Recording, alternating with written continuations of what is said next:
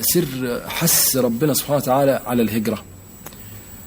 السر إن الإنسان كسول بطبعه، إذا نام مش عاوز يصحى، وإذا قعد مش عاوز يقوم، وإذا ولف على مكان بيلبد ومش عاوز يسيبه، حتى لو كانت ظروف غير مواتية وفي ظلم واضطهاد برضه تلاقيه لابد وسلبي، ومش مش قادر يجازف بالهجرة إلى أماكن مجهولة. ده في الواقع حكم الجبلة الطينية بتاعته، ده نوع من القصور الذاتي.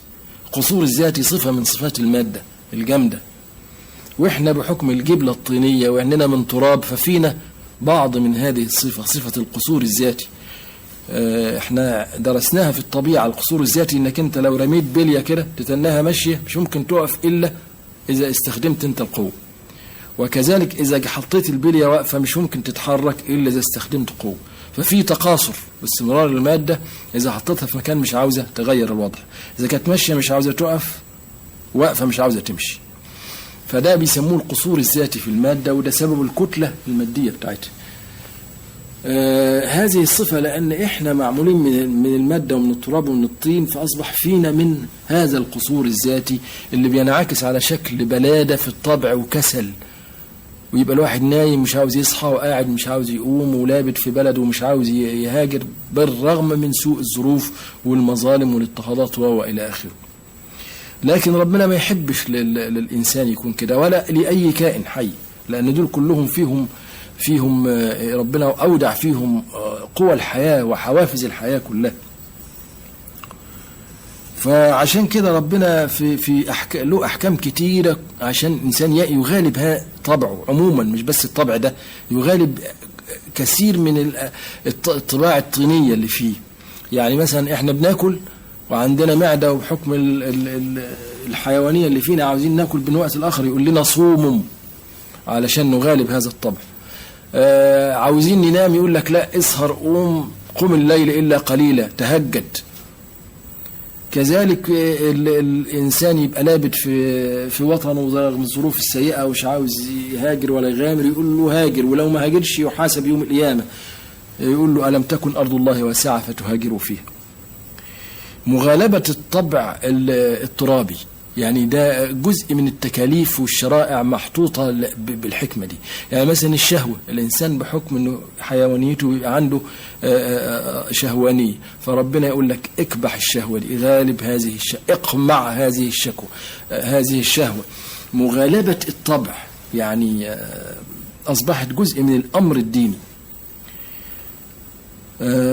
يمكن ده السر في حكاية الهجرة عندنا في الإسلام، ثم التدوين الهجري أيضا، يعني بدء الإسلام بتاريخ الهجرة. ليه؟ إشارة إلى أهمية هذا اليوم، لأنه ما هوش يوم عادي، ده يوم يرمز إلى إرادة التغيير. الهجرة حياة وإيجابية ومغالبة للطبع، وكبح لنوازع الكسل والاستسلام، وهبة روحية مضادة للقصور الذاتي المادي اللي في الواحد، ثورة على المألوف. فعشان كده كان الهجرة بالنسبة للإسلام نقلة من حال إلى حال. الإسلام قبل الهجرة كان إسلام سلبي وخاضع، ويضطهد فيسكتهم، يحارب فما يدافعوش عن نفسهم، يعني واخدين وضع 13 سنة بالشكل. وبعدين جت الهجرة فتغير الوضع إلى الضد على طول، بقى ابتدى الإسلام ياخد موقف إيجابي من الباطل. فإذا حورب يحارب، إذا يعني جوبه بالقوة يدي قوة أكثر منها بالشكل ده. يعني ابتدى بقى تبقى الحكاية، وبدأ عصر الفتوحات والدعوة والكفاح الإيجابي للإسلام. إنما المرحلة الأولى كانت مرحلة دعوة ومقابلة لأي نوع من العنف باللين والملاينة والذوق والحاجات. فنقلة اللي حصلت بالهجرة كانت نقلة لها معنى، ترمز إلى شيء، يعني حركة إيجابية غيرت الوضع كله. فكان بداية إرادة التغيير. وعشان كده حكاية إن الإسلام يبتدي تدوينه باليوم الهجري ده الحقيقة حاجات لها معنى.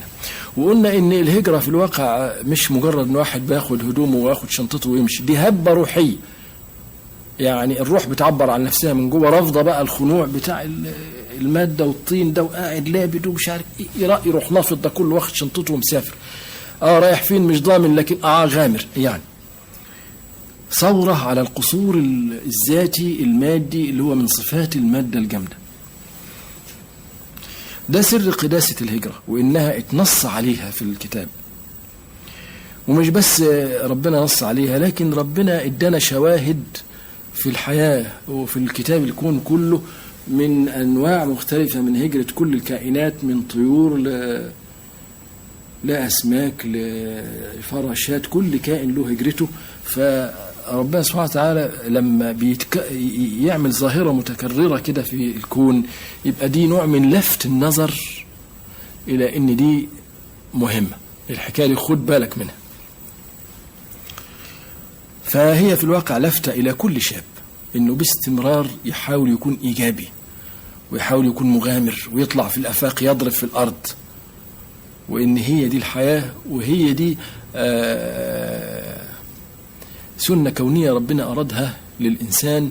ولدرجة إن الإنسان يحاسب إذا ارتضى الظلم، وإذا قبع في مكانه تحت أي علة أو عذر.